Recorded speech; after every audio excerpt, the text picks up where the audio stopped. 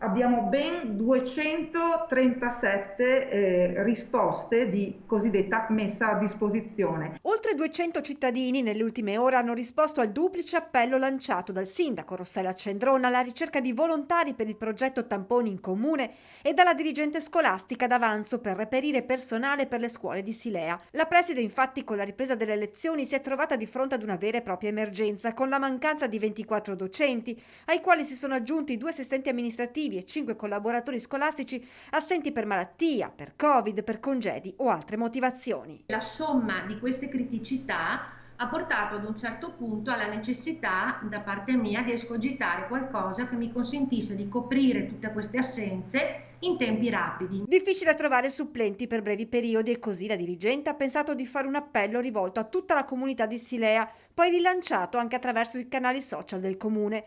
E la risposta ha sorpreso tutti: 237 i curricula arrivati in poche ore. Non tutti corrispondono ai requisiti ovviamente necessari, perché non è che chiunque può andare in classe, che sia chiaro questo. Però diciamo che ci siamo risollevati nel giro di 48 ore perché abbiamo moltissime messe a disposizione utili per coprire le situazioni che si staranno adesso. Io mi auguro che questo picco nell'arco di una settimana al massimo, poi saremo in discesa. Altrettanto in attesa la risposta all'appello del sindaco Cendrone per volontari da impiegare nel punto tamponi in municipio per il monitoraggio scolastico. In meno di 24 ore 18 persone tra medici in pensione in attività, farmacisti, OSS e biologi hanno dato la loro disponibilità. Ora l'ULSS attiverà la formazione del personale volontario e verrà predisposto a breve il punto tamponi. Noi metteremo a disposizione un luogo pubblico che è in via di individuazione per poter, diciamo, minimizzare quello che è il disagio delle famiglie che appunto in questo tempo complicato